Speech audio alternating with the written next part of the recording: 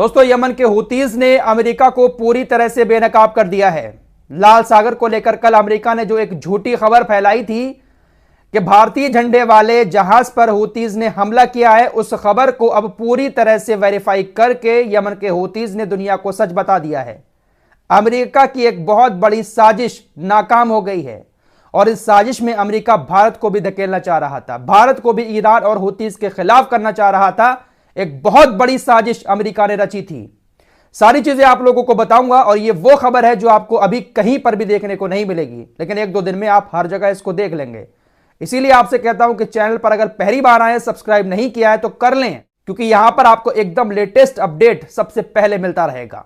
मेरे दोस्तों, कल से मैं आप लोगों को कई बार बता चुका हूं कि यमन के हूतीज को लेकर अमेरिका ने कहा कि लाल सागर के अंदर एक जहाज जा रहा था जिस पर भारतीय झंडा लगा हुआ था, उस झंडे पर हूतीज ने हमला कर दिया। लेकिन अमेरिका के इस झूठ को हमारी सेना ने, हमारी नेवी ने 1 घंटे के बाद ही एक्सपोज कर दिया।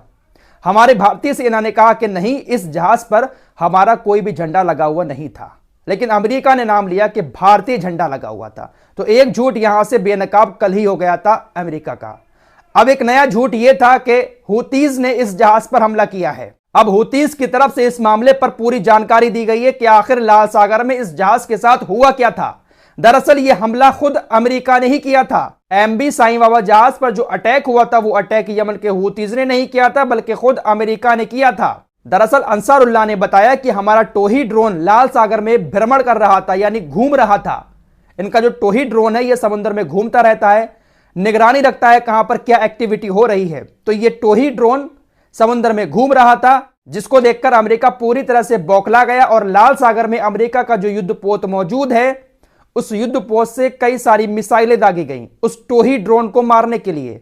साथ ही साथ अमेरिकी सेना इतनी ज्यादा बौखला गई कि उसने अंधाधुंध फायरिंग भी की और जो मिसाइलें छोड़ी थी टोही ड्रोन पर यमन के, वो मिसाइलें इसी एमवी साईं बाबा जहाज के पास जाकर फट गई।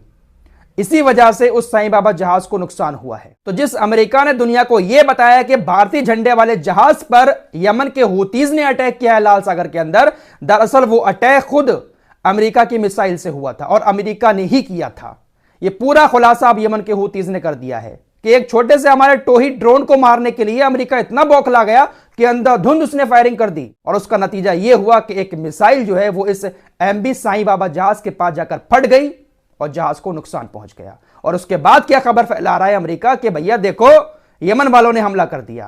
तो यह साजिश रच रहा है अमेरिका लाल सागर के अंदर। भारत को इसमें धकेलकर ईरान और हूतीज के खिलाफ करना चाहता है, भारत को बीच में लेकर आ रहा है। वो तो हमारी नेवी ने तुरंत ही कह दिया कि भाई हमारा कोई जहाज नहीं है, हमारा कोई झंडा इस पर लगा हुआ नहीं है। तो ये हरकतें हैं इन चिंदी चोरों की। वहीं दोस्तों, यमन के अंसारुल्लाह ने सभी अरब देशों से एक बात कही है कि अमेरिका ने आपको पहले बहुत ज्यादा बहकाकर बहुत सारे देशों के खिलाफ खड़ा कर दिया था और अभी भी आपको अमेरिका बहकाने की कोशिश कर रहा है, उकसाने की कोशिश कर रहा है। हम आपसे बस इतनी ही अपील करते हैं कि आप हमें अकेला छोड़ दें और पीछे हट जाएं।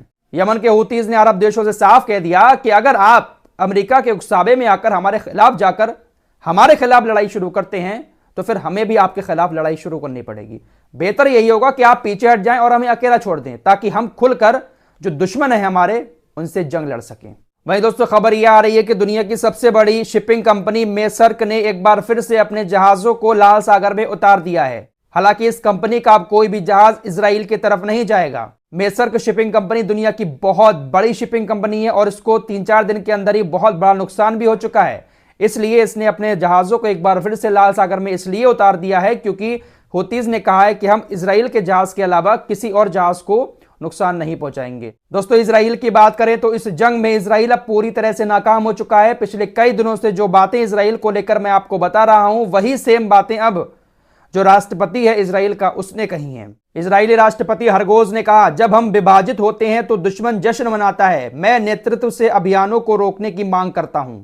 गाजा में भारी नुकसान के बाद इजराइल में राजनीतिक और सामाजिक अस्थिरता पैदा हो रही है। इजराइल पहले ही सैकड़ों मृत अधिकारियों की घोषणा कर चुका है और सामान्य मृत सैनिकों की संख्या अभी भी छिपी हुई है। दोस्तों, यही बातें तो मैं आप लोगों को लगातार बता रहा हूं कि इजरायली सैनिकों की जो संख्या है वो बहुत ज्यादा बढ़ चुकी है मरने वालों की, और खुद राष्ट्रपति ने अब कह दिया कि बहुत सारी संख्या ऐसी है जो छिपी हुई है। तो आप अंदाजा लगा सकते हैं कितने लोग मरे हैं। राष्ट्रपति हरगोज ने आगे कहा कि आज कैबिनेट सत्र में नेतन्याहू के खिलाफ बड़ी असहमति और आलोचनाएं भी हुई। ये बात भी मैं आप लोगों को लगातार बता रहा हूं कि नेतन्याहू की लगातार इजराइल के अंदर आलोचना हो रही है। इजराइल के जो बंधक हमास के कब्जे में हैं, उनके परिवार वालों का विरोध बढ़ता जा रहा है, ये जानते हुए भी कि युद्ध विराम के बिना उनके अपने गाजा में युद्ध से नहीं बच पाएंगे।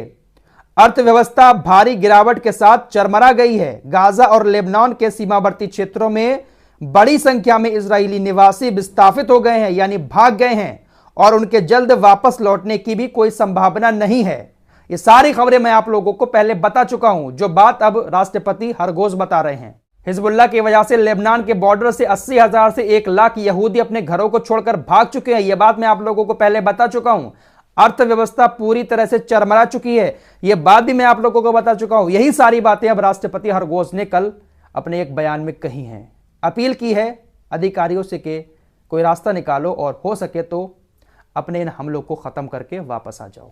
वहीं दोस्तों, अरब की खाड़ी और बसरा में सीरियक कैथोलिकों ने गाजा फिलिस्तीन में मारे गए लोगों का सम्मान करते हुए क्रिसमस उत्सव रद्द कर दिया है। क्रिसमस नहीं मनाएंगे ईसाई। वहीं वेस्ट बैंक के बेतलहम में यहूदी सेटलर्स ने एक क्रिसमस ट्री को आग लगा दी। पिछले हफ्ते ही इजरायली सैनिकों ने तीसरे सबसे पुराने रूढ़िवादी चर्च पर भी बमबारी की थी। इसके अलावा गाजा के अंदर विकलांग बच्चों की देखभाल करने वाले 2 कैथोलिक नन की भी इस इजरायली सेना ने हत्या कर दी थी। तो आप इससे अंदाजा लगा सकते हैं कि ये इजरायली सेना जो है, इजराइल जो है, वो सिर्फ मुसलमानों का ही दुश्मन नहीं है, बल्कि इंसानियत का दुश्मन है, जो हर मजहब का दुश्मन है। और ऐसे लोग इंसान नहीं बल्कि खुले तौर पर आतंकवादी हैं। जो इंसानियत का दुश्मन होता है वो खुला आतंकवादी होता है। दोस्तों, स्पेन के प्रधानमंत्री पेड्रो सांचेज ने साफ कह दिया है कि हम एक स्वतंत्र फिलिस्तीनी राज्य चाहते हैं।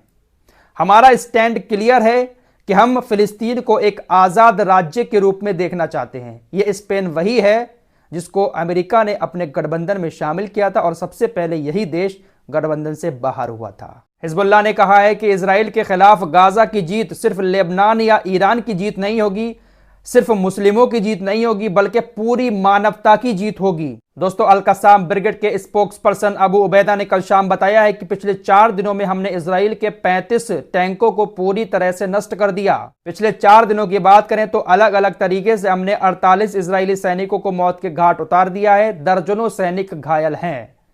राष्ट्रपति जो बात कह रहा था ना कि मौत के आंकड़े छिपाए जा रहे हैं इजरायली सैनिकों के, ये बात बिल्कुल सही है। कल जब मैंने आपको रात एक आंकड़ा बताया था, 14 सैनिकों का आंकड़ा 24 घंटे में कबूल किया था इजराइल ने, तो 4 दिन के अंदर अगर आप लगाएंगे हिसाब तो 48 से तो कहीं ज्यादा होंगे। फिलहाल इस रिपोर्ट में इतना ही। मिलते हैं कुछ और खबरों के साथ, तब तक के लिए अपना ख्याल रखिए।